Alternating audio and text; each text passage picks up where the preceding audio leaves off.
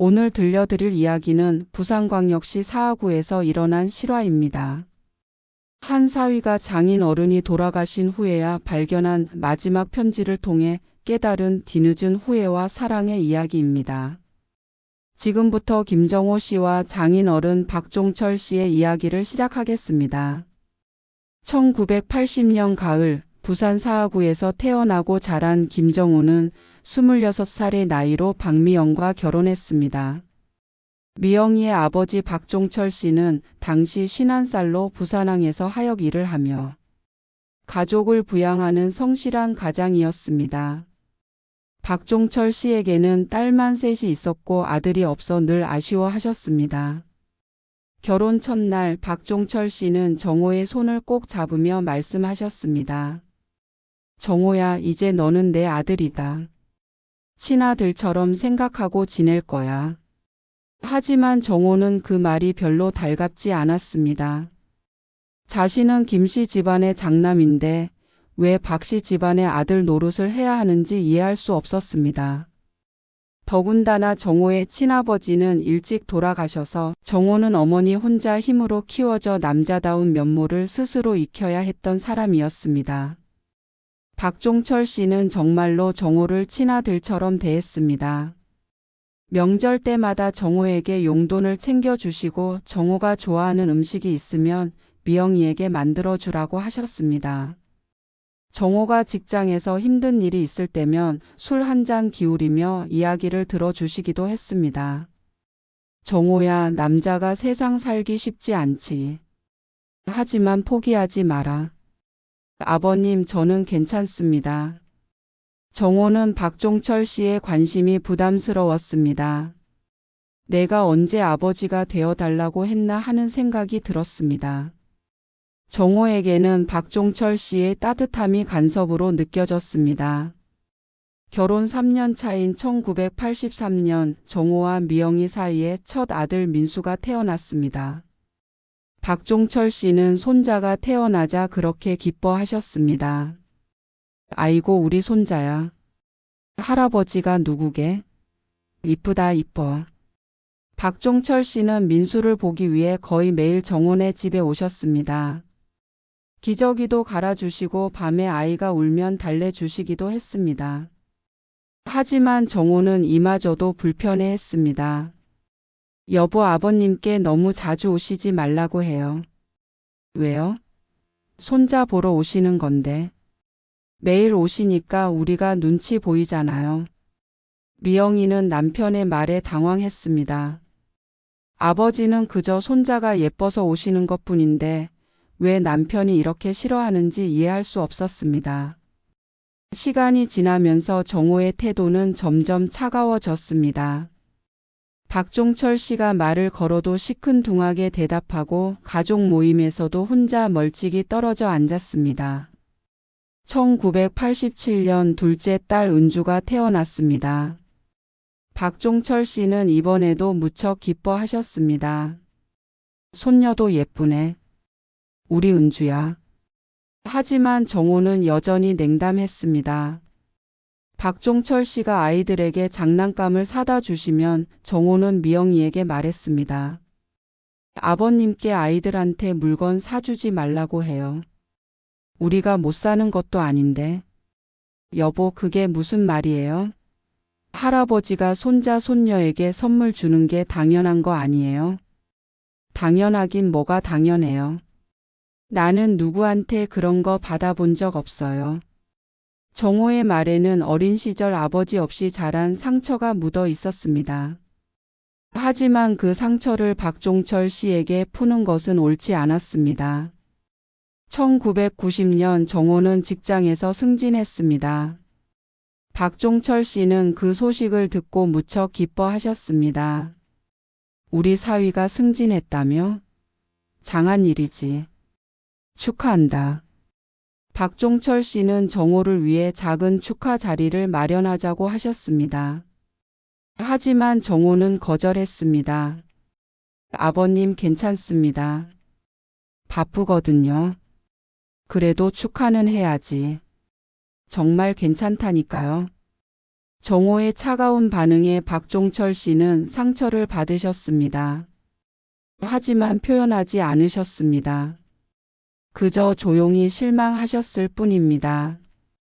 세월이 흘러 1995년 박종철 씨는 66살이 되셨습니다. 오랜 육체노동으로 인해 몸이 많이 약해지셨습니다. 무릎도 아프시고 허리도 자주 아프다고 하셨습니다. 그런데 어느 날 갑자기 박종철 씨가 쓰러지셨습니다. 뇌출혈이었습니다. 응급실로 실려가신 박종철 씨는 의식을 회복했지만 언어장애와 반신불수 후유증이 남았습니다. 박종철 씨는 말을 제대로 하지 못하게 되셨습니다.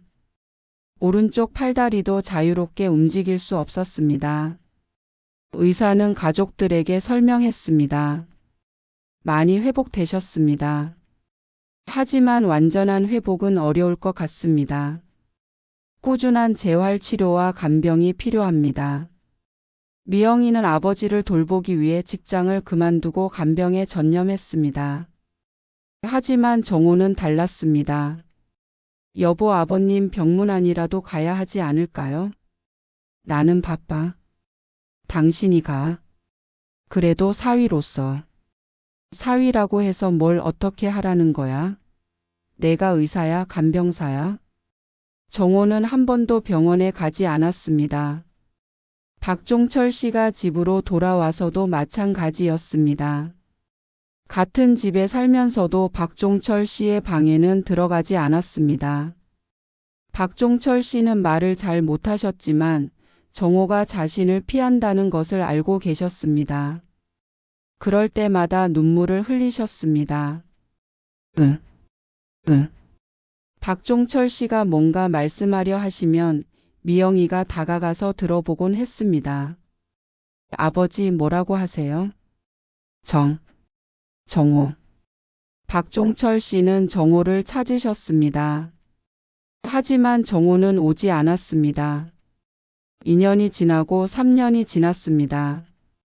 박종철 씨의 상태는 조금씩 나아지셨지만 여전히 말씀하기 어려우셨고 혼자서는 거동하기 힘드셨습니다. 그런데 1998년 어느 날 정호는 박종철 씨가 무언가를 열심히 쓰고 계시는 것을 보았습니다. 왼손으로 힘겹게 펜을 쥐고 떨리는 손으로 무엇인가를 적고 계셨습니다. 뭐 하시는 거예요? 미영이가 물어보자 박종철 씨는 종이를 가슴에 품으셨습니다. 박종철 씨는 대답 대신 고개를 저으셨습니다. 누구에게도 보여주지 않으시겠다는 뜻이었습니다. 그 후로도 박종철 씨는 종종 무언가를 쓰셨습니다. 힘들게 천천히 정성스럽게 쓰셨습니다.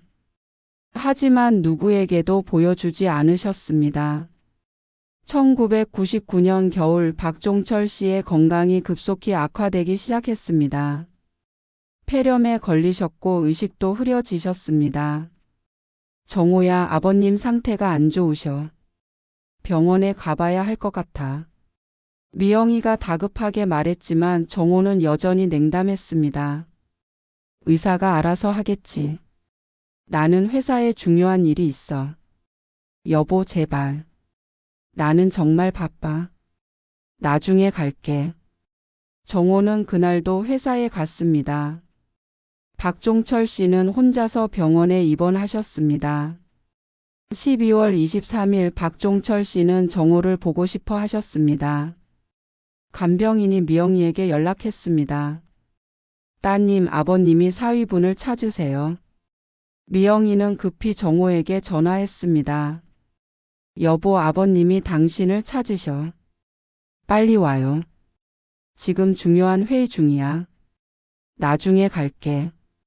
여보, 아버님 상태가 정말 안 좋으셔. 알았다니까. 나중에 간다니까. 하지만 정호는 끝내 오지 않았습니다.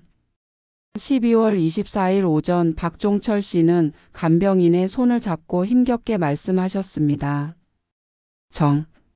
정호. 부탁. 간병인이 다시 미영이에게 연락했습니다. 따님, 아버님이 사위분께 부탁할 일이 있다고 하시는데 꼭 와달라고 하세요. 미영이는 또다시 정호에게 전화했습니다. 여보, 아버님이 당신께 꼭 할 말씀이 있다고 하셔요. 뭔 할 말이 그렇게 급해? 나중에 가서 들으면 되잖아. 여보, 제발. 알았어. 회의 끝나면 갈게. 하지만 정호는 회의가 끝나고도 다른 일들을 핑계로 병원에 가지 않았습니다. 그날 오후 2시 박종철 씨는 조용히 숨을 거두셨습니다. 간병인만 지켜보는 가운데 마지막까지 정호의 이름을 부르시며 세상을 떠나셨습니다. 야. 그것이 박종철 씨의 마지막 말씀이었습니다. 오후 3시 미영이가 병원에 도착했을 때는 이미 늦었습니다. 아버지. 미영이는 아버지의 차가워진 손을 잡고 울었습니다. 정호가 병원에 도착한 것은 오후 5시였습니다. 회사 일을 마저 정리하고 나서야 온 것입니다. 어떻게 된 거야? 아버님이 돌아가셨어요. 마지막까지 당신을 찾으셨어요. 그 순간 정호는 뭔가 이상한 감정을 느꼈습니다. 슬픔은 아니었습니다. 그보다는 후회에 가까운 감정이었습니다. 장례는 조용히 치러졌습니다. 박종철 씨를 아는 사람들이 와서 조문했습니다. 종철이가 정호를 정말 아들처럼 아꼈는데, 사위 자랑을 그렇게 많이 했는데, 마지막까지 정호만 찾으셨다던데. 조문객들의 말을 들으며 정호는 불편했습니다. 자신이 박종철 씨를 어떻게 대했는지 알고 있었기 때문입니다. 장례를 치른 후 몇 달이 지났습니다. 미영이는 아버지의 유품을 정리하기 시작했습니다. 여보, 같이 정리해요. 당신이 해. 나는 바빠. 정호는 여전히 무관심했습니다. 2000년 6월 미영이가 아버지 방을 정리하던 중 책상 서랍 깊숙한 곳에서 봉투 하나를 발견했습니다. 봉투 겉면에는 떨리는 글씨로 이렇게 적혀 있었습니다. 정호에게 마이너스 내가 죽은 후에 읽어라. 미영이는 봉투를 들고 정호를 찾았습니다. 여보, 이거. 아버님이 당신한테 쓰신 편지예요. 정호는 봉투를 받아 들었습니다. 무겁지 않은 봉투였지만 왠지 손이 떨렸습니다. 언제 쓰신 거지? 아마 병원에 계실 때쯤인 것 같아요. 왼손으로 쓰신 것 같고. 정호는 봉투를 열었습니다. 안에는 편지지 몇 장이 들어 있었습니다. 왼손으로 쓴 글씨는 삐뚤삐뚤했지만 한 글자 한 글자 정성스럽게 쓰여 있었습니다.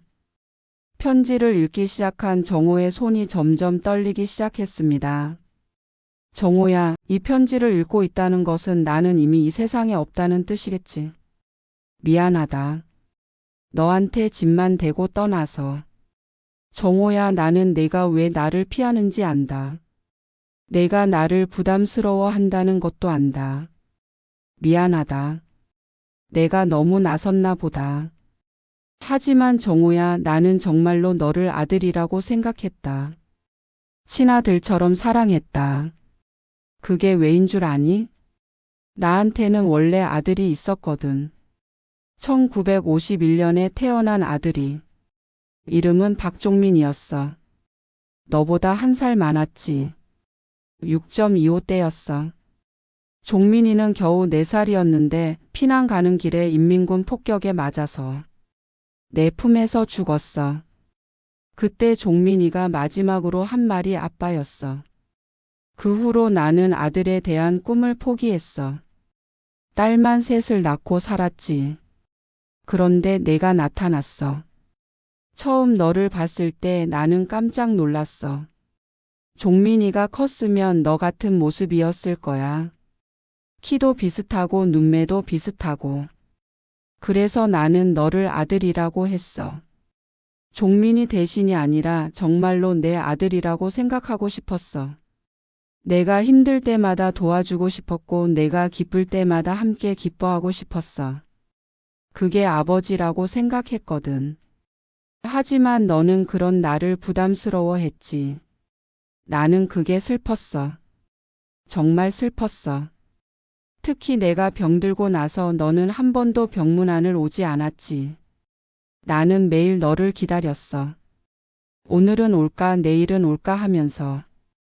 간병인 아줌마가 물어보더라고. 아버님, 아드님은 언제 오세요? 나는 대답할 수 없었어. 우리 아들은 나를 아버지라고 생각하지 않는다고 어떻게 말해. 정호야, 나는 내가 미워서 이 편지를 쓰는 게 아니야. 오히려 고맙다고 말하고 싶어. 내가 미영이를 행복하게 해줘서 고맙고 민수와 은주를 잘 키워줘서 고마워. 내가 우리 가족이 되어줘서 고마워. 비록 너는 나를 아버지라고 생각하지 않았지만 나는 끝까지 너를 아들이라고 생각할 거야. 정호야, 부탁이 있어. 미영이를 잘 부탁해. 그 아이는 나를 돌보느라 고생이 많았어. 이제 내가 더 사랑해줘. 그리고 민수와 은주도 잘 키워줘. 할아버지가 많이 사랑한다고 전해줘. 마지막으로 정호야, 나를 용서해줘. 너한테 부담을 주려고 한 게 아니었어. 그냥 너를 사랑하고 싶었을 뿐이야. 내가 행복하게 살기를 바라며 아버지 박종철. 편지를 다 읽은 정호는 그 자리에 주저앉았습니다. 눈물이 쏟아져 나왔습니다. 6.25대. 아들을 잃으셨다고. 정호는 자신이 얼마나 큰 실수를 했는지 깨달았습니다. 박종철 씨는 정말로 자신을 아들처럼 사랑했던 것입니다. 잃어버린 아들을 그리워하며 정호에게서 그 아들을 찾으려 했던 것입니다. 미영이도 편지를 읽고 울었습니다. 아버지가 그런 일이 있으셨는지 몰랐어요. 내가 얼마나 나쁜 사람이었나. 정호는 자신의 행동을 후회했습니다. 박종철 씨가 베풀어준 사랑을 거부했던 것, 병문안도 가지 않았던 것, 마지막 순간에도 회사 일을 핑계로 오지 않았던 것. 며칠 후 미영이는 아버지의 유품을 더 정리하다가 또 다른 것들을 발견했습니다. 첫 번째는 정호 명의로 된 적금 통장이었습니다. 1980년부터 시작되어 1999년까지 19년간 매달 5만 원씩 넣어놓은 적금이었습니다. 총 금액은 1천만 원이 넘었습니다. 이게 뭐예요? 미영이가 통장을 보며 놀랐습니다. 아버님이 내 이름으로 적금을 넣어 놓으셨나 봐요. 적금 통장에는 메모가 붙어 있었습니다. 정호 비상금 힘들 때 쓰라고. 두 번째로 발견한 것은 일기장이었습니다. 박종철 씨가 20년간 써온 일기였습니다. 정호에 관한 내용이 많이 적혀 있었습니다. 1985년 3월 15일 정호가 승진했다고 한다. 기쁘다. 우리 아들이 인정받았구나. 1987년 8월 22일 은주가 태어났다. 정호가 딸을 얻었다. 좋은 아빠가 될 것이다. 1990년 5월 3일 정호가 요즘 나를 피하는 것 같다. 내가 뭘 잘못했을까? 1995년 12월 10일 병원에 입원했는데 정호가 한 번도 오지 않는다. 바쁜가 보다. 이해한다. 1998년 6월 17일 정호야, 많이 보고 싶구나. 언제 한번 얼굴 볼 수 있을까? 1999년 11월 30일 마이너스 정호에게 편지를 썼다. 내 마음을 전할 수 있을까? 일기를 읽으며 정호는 더욱 마음이 아팠습니다. 박종철 씨는 정호를 원망하지 않으셨습니다. 오히려 자신을 탓하며 정호를 이해하려 애쓰셨습니다. 마지막으로 발견한 것은 유언장이었습니다. 정식 유언장은 아니었지만 박종철 씨가 직접 쓴 것이었습니다. 내가 죽으면 모든 재산은 정호에게 준다.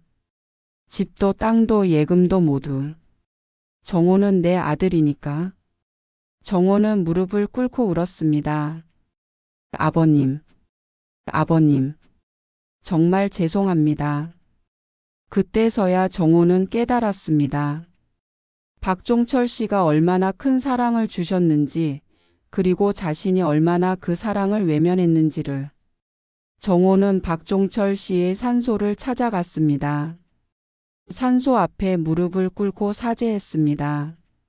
아버님 정말 죄송합니다. 제가 너무 바보였습니다.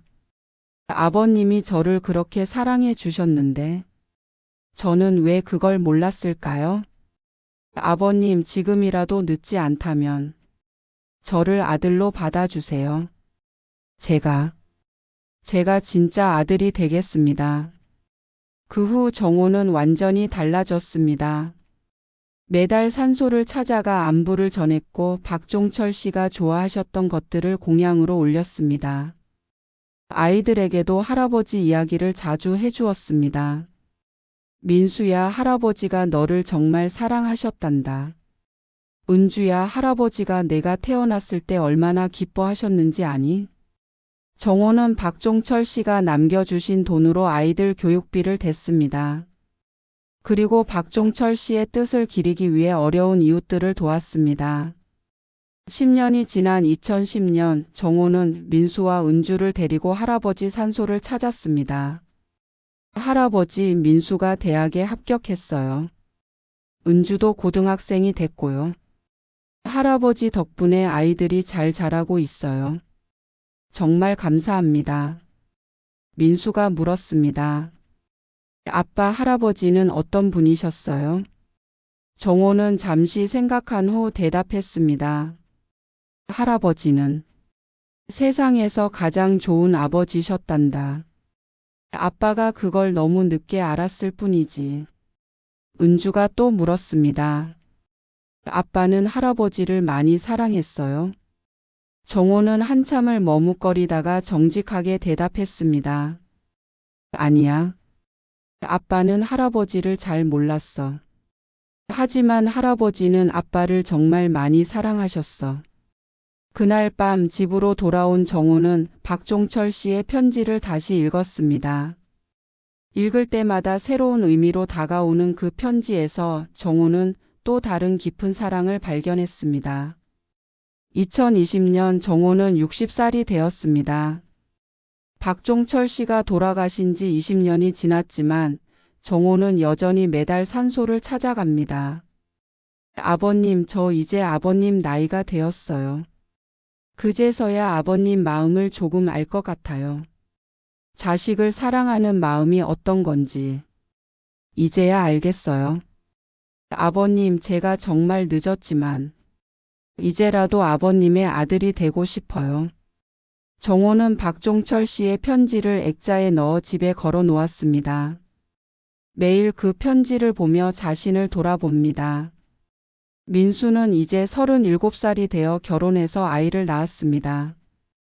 정호는 손자를 보며 박종철 씨를 생각합니다. 할아버지, 증손자가 태어났어요. 정말 예쁜 아이예요. 할아버지께서도 보고 싶어 하실 텐데. 은주도 결혼해서 행복하게 살고 있습니다.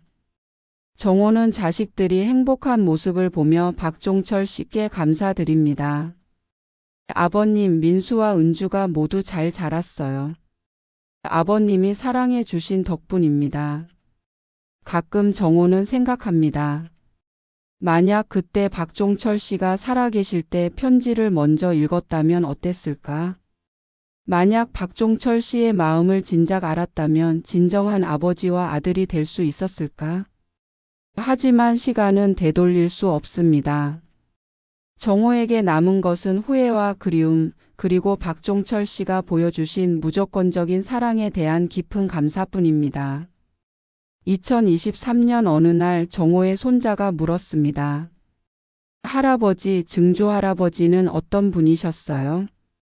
정호는 손자를 무릎에 앉히고 말했습니다.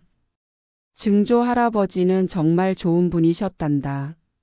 할아버지를 아들처럼 사랑해 주셨어.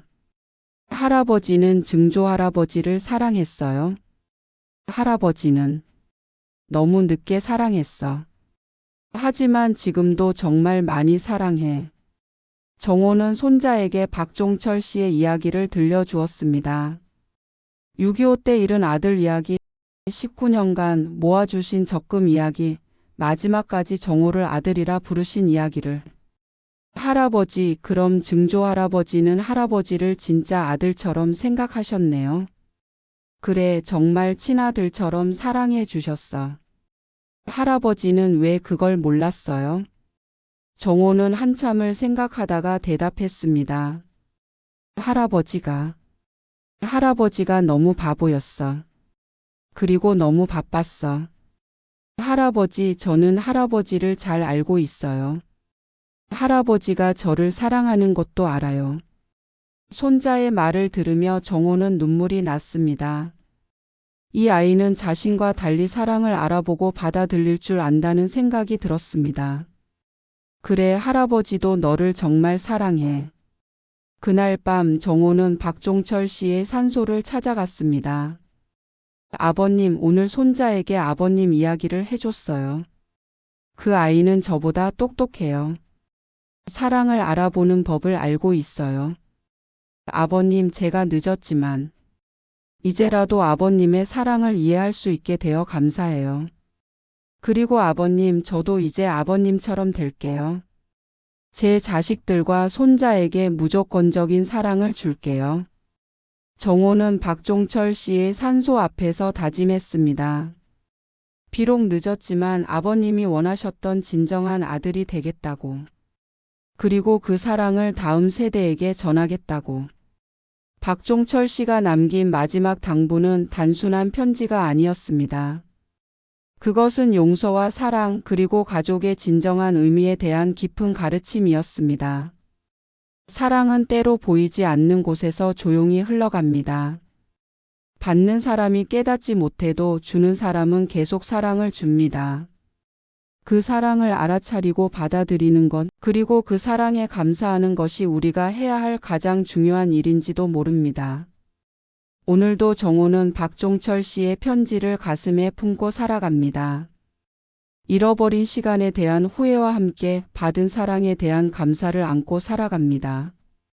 세상의 모든 자식들이 부모의 사랑을 늦기 전에 깨달을 수 있기를, 그리고 모든 부모들의 무조건적인 사랑이 헛되지 않기를 바라며 박종철 씨와 정호의 이야기를 마칩니다. 오늘 이야기를 들어주셔서 감사합니다. 영상 보시고 느끼신 감정을 댓글로 함께 나눠주세요.